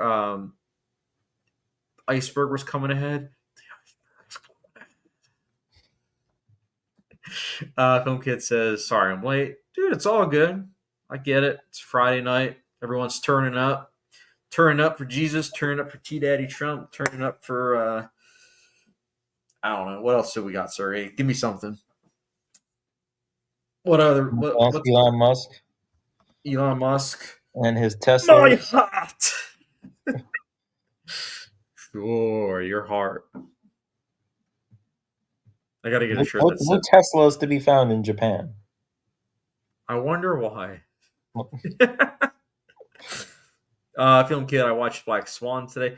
Dude, that's perfect that you watched Black Swan today because I know you just watched Perfect Blue, and Perfect Blue heavily inspired Black Swan. In fact, Darren Aronofsky's a huge fan of Perfect Blue. There's a single shot in Requiem for a Dream that he lifted right from Perfect Blue, which is the scene where Jennifer Connelly's in the bathtub and she's like in the fetal position and she's like screaming in the water.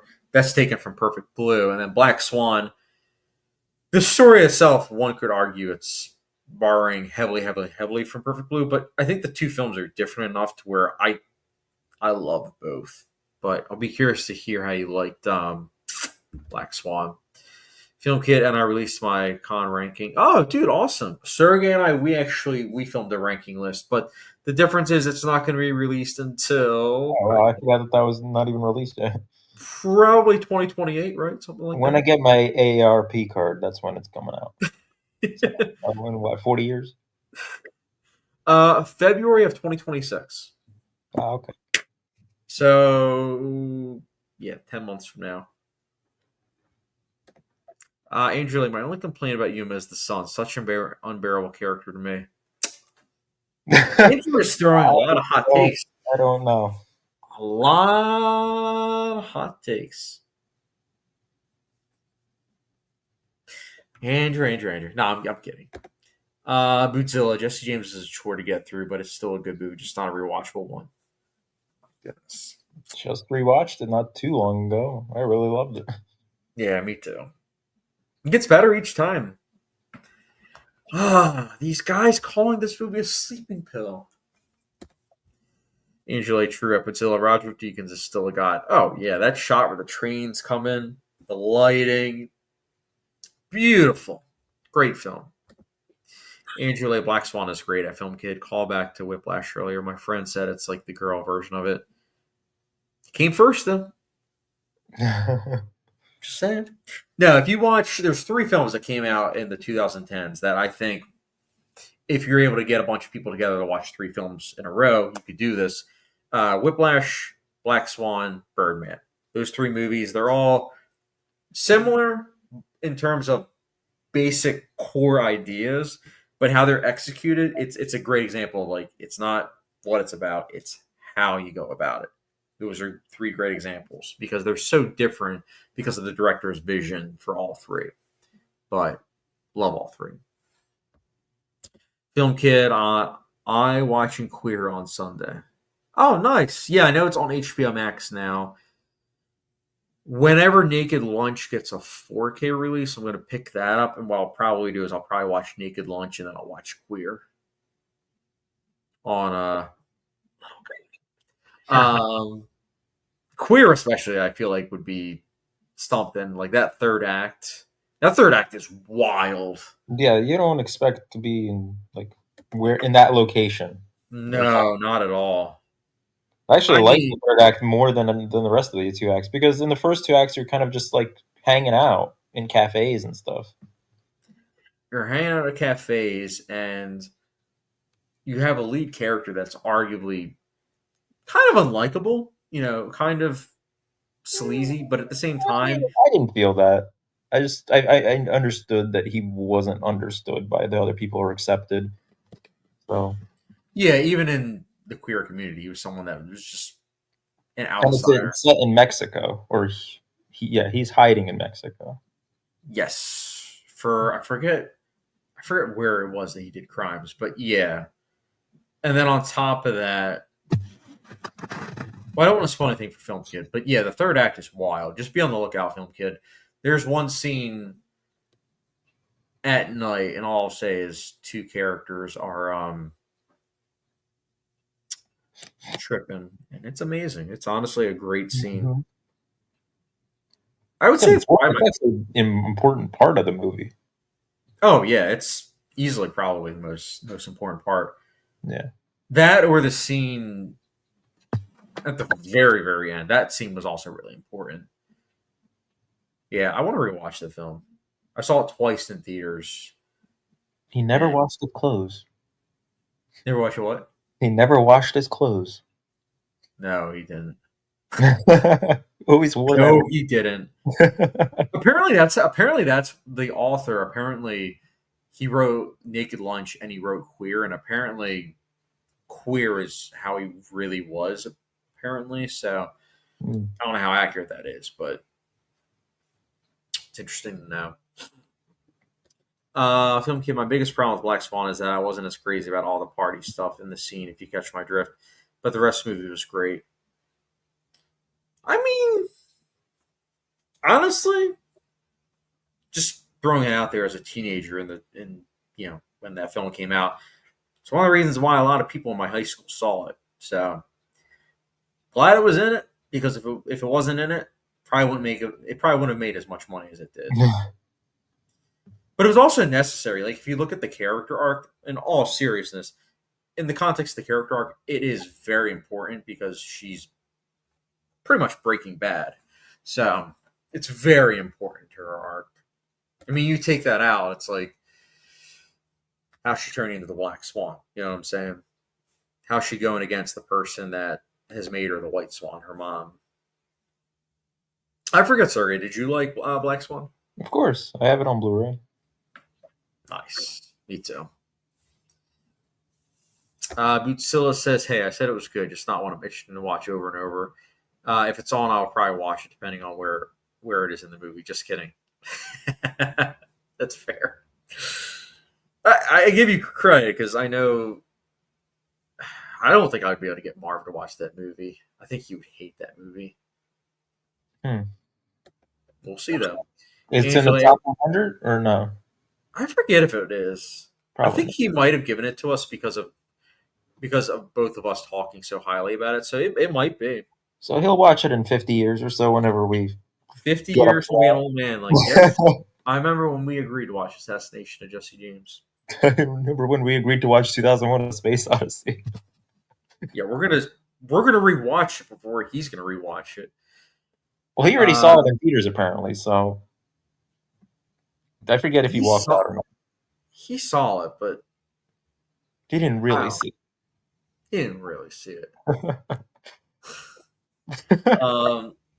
Every scene with Winona Ryder is a jump scare, probably more so for Mary Morose, since she complained about having her stealing the Oscar nom for Age of Innocence for her. Oh, I didn't know that. Interesting. I think I saw Age of Innocence. Such a weird Martin Scorsese film. Yeah, I think that took me like 3 sittings to finish. I'm a huge Daniel Day-Lewis fan. I feel terrible saying that. Film Kid, Persona, 12 Angry Men, and Heat are all going to theaters around me. Ooh, those are all going to be really good theater experiences. All three I have yet to see in theaters. Yeah. Godzilla, Heat on the big screen would be awesome to see again. And 12 Angry Men is one of my top 4 of all time. Never seen Persona. It is highly recommended from friends. Yes, really good movie. Heat, I didn't know that was getting a re-release. Let me see if it's on AMC, because if that's getting re-released, I might see that in theaters. Is that your favorite Val Kilmer film? That's tough. I think it might be. Okay. See, for me, it's either that or Tombstone. Yeah, Tombstone just got a 4K release. Yeah, I already have it on Blu-ray, unfortunately. I get that. The Blu-ray's good. That's how I watched it. The Blu-ray was expensive for the longest time too. Really? Yeah. Let's. Oh wait, Film Kid said Persona is so good. Agreed. Godzilla. Oh, this is funny. Marv watching Jesse James, and that would be one of those miracles. Speaking of religion. The next time he comes on, we're going to talk about his top 10 films of 2024. 2024. I think I saw that list, and I didn't really understand why some titles were on there. Like Argyle? Yes. And Fly Me to the Moon. Oh, that's why I'm glad I sent him our list, because he saw Love Lies Bleeding was on yours, and he was like, oh, yeah, why don't I have that? And he removed that. He added that one. I'm like, yeah, dude, like, come on now. We're adding Fall Guy on here and Argyle. Come on now. What is this, amateur hour? It is.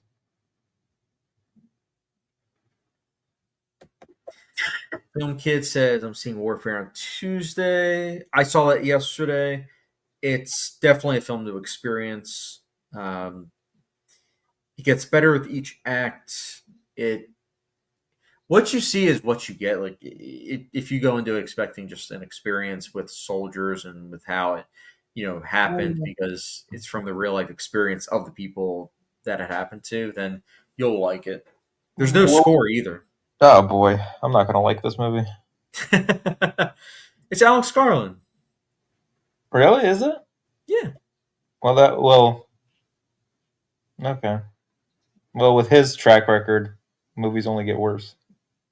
It has an Ex Machina, Masterpiece, Annihilation. Also really good.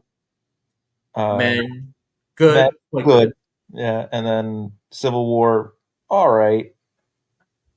Yeah. I enjoyed it more than most people, but I understand what it was going for.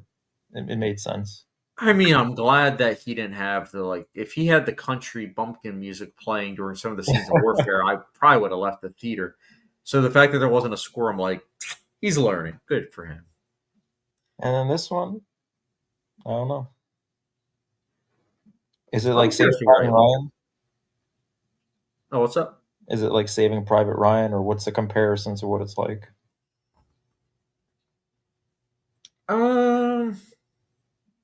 Battle of Los Angeles, isn't it? It's a slice of life, day in the life of a soldier with, a real life incident that occurred, and it's all coming from memories. Like, there's nothing that's added. It's all from the memories of the soldiers. Mm-hmm.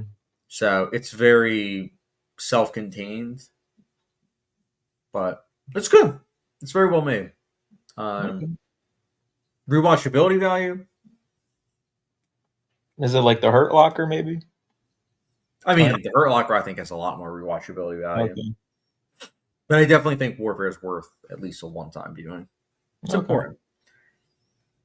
Film Kid says, I really wish that A-list included Fathom events. I agree. Because there are some Fathom event movies that I wish that I could see, but alas, I can't.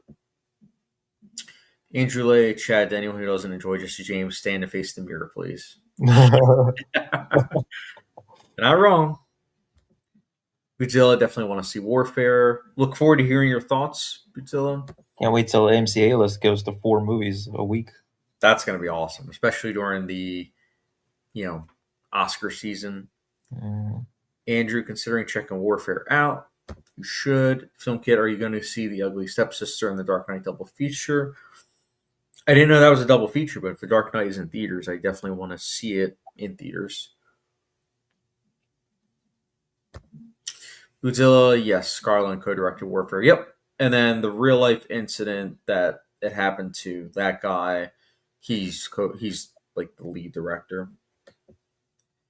Angela, the Cannes lineup came out. Wes Anderson's new movie is in it. The trailer got me so hyped. Me too. I've seen the trailer like 6 times. I'm so pumped. Even more so than for One Battle After Another and Mission Impossible. Well, like I said, One Battle After Another. Run. Do not walk. Run to the theater. That film is amazing. Really?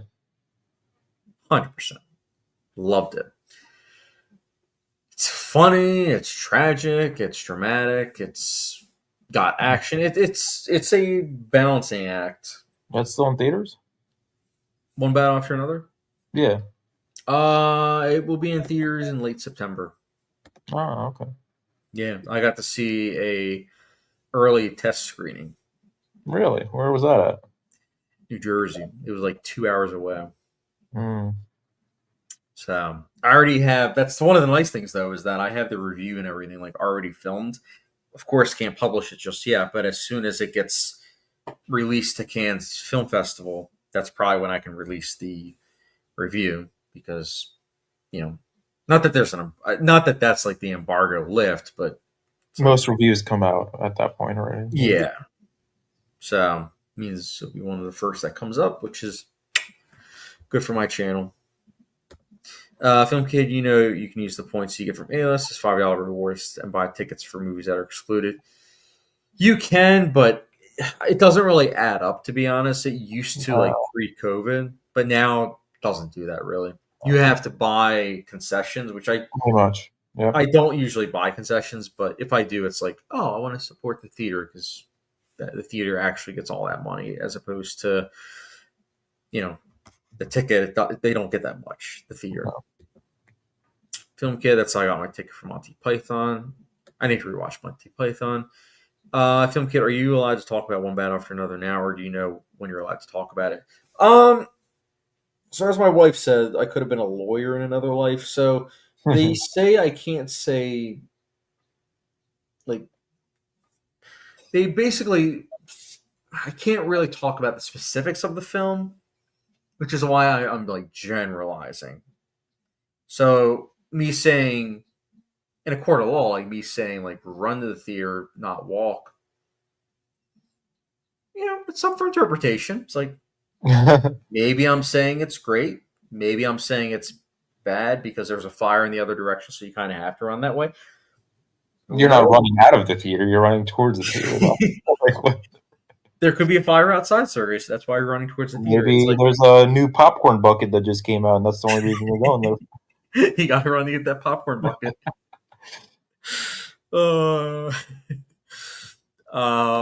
Film Kid, I need to know.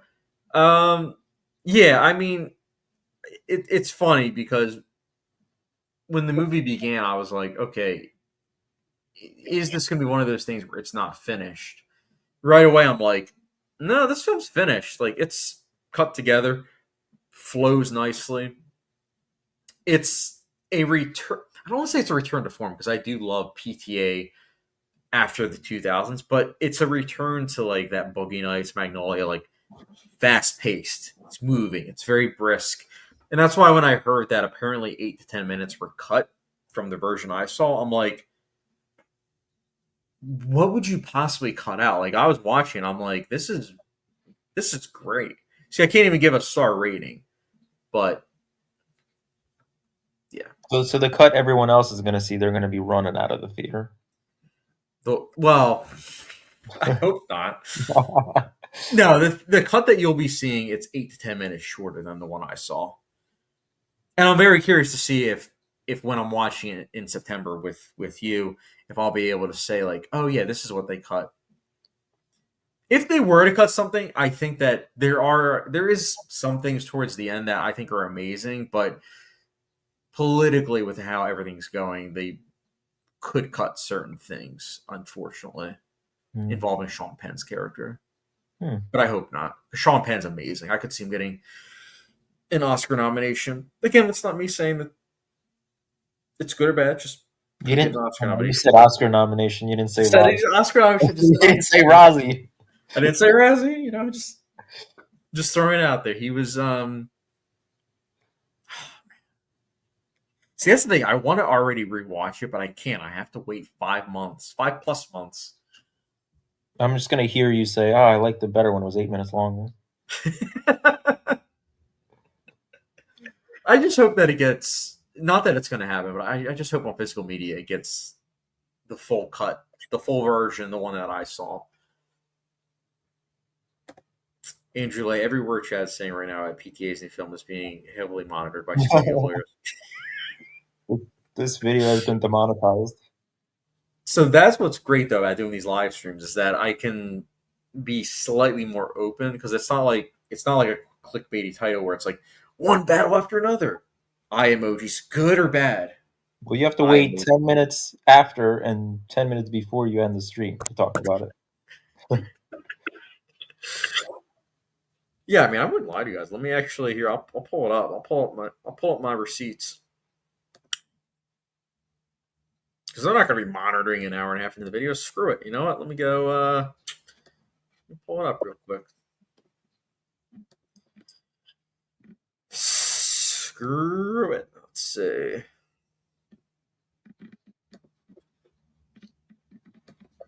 All right. Present it. For those of you that are ready, let's go.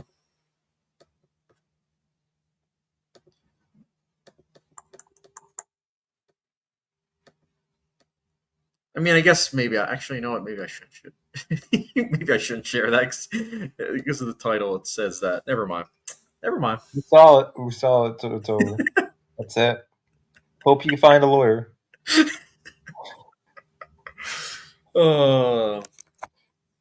Little hint. Film Kid. I haven't seen the trailer to the new Wes Anderson movie. Does it look good? No. Looks amazing. It's great. Now it is a very well put together trailer. It has all the things that you expect of a Wes Anderson film, whilst at the same time seems like it's going to be very unique. Benicio del Toro with Wes Anderson dialogue, match made in heaven. That's all I'm going to say. Andrew Lay also recently checked out Hitchcock's Vertigo. You know, man, yes. Park Chan-wook's JSA and Tinker Tailor Soldier Spy. Too confusing. These are all really good choices. Vertigo, I loved. Gets better each time. JSA, really, really good. And then Tinker Tailor Soldier Spy. On first viewing, I agree. I watched it in 2017. And I wasn't really a fan of it, but I rewatched it like a month ago, and I loved it. So, Sergey, have you seen Tinker Tailor Soldier Spy? Yeah, I didn't like it. I don't know. It was just way too slow and, like you said, confusing. It's definitely a film that you put your phone away and you just 100% focus. And that's what I did, and I was like really, really invested. But I get it. I totally get it. Angel, it looks amazing. That film Kid's so good and funny. I cried. It does look funny, like the scene where they're shooting at the walls. The scene was great. Film Kid, Chad, are you high? Film Kid is obsessed with me being high. No, I'm not high. Check his Letterboxd, you'll find out. No, that's tomorrow. Tomorrow I have a nice little setup of movies. Man of Steel, then Batman v Superman, and then Inception. I can't wait to rewatch Inception because it's been 5 years, and when I watched it 5 years ago, my rating went from like a 5 to a 4.25. So okay, that's fine. That's respectable. Still, that used to be like one of my favorite Nolan films. So the fact that it dropped that much, one of my favorites. It's crippling depression for me. I'm like, I need to love this movie the way I used to. Film Kid, well, I wish you luck. Film Kid, you better lawyer up there because Warner Bros. Is going to be coming after you. To be fair, I didn't say anything. I just implied potential things. I do have like my PTA ranking list. I do have like not the updated one because it's pretty much my old one, but with that added onto it. So screw it. I just don't have the rating on it. But I'm excited for you guys to all check it out. The trailer, I will say, it's weird because the trailer they take a scene that's towards the end, but they added some dialogue that wasn't in the cut I saw. And I think that the reason why they did that was so that way it didn't potentially spoil anything. So it's interesting. He'll be in the cut we watch. I hope so. That's what I'm wondering. I'm like, what's going to be cut and what's not? I just hope they don't cut out like the Benicio del Toro scenes because he was great. Courage, Bob. Courage. Film Kid, I'm also on spring break. Oh, dude, that's awesome. Getting close to 420. Godzilla Memento is number 1, Inception number 2 for me in my own ranking. Very respectable. Film Kid, so yeah. All right, guys. We are going to wrap things up for today. Stay tuned for potentially next week. Make sure you partake in the polls because the polls we do use as a gauge for talking about the things on the live stream. So be sure to partake in that. And we will catch you guys next week. Later. Later.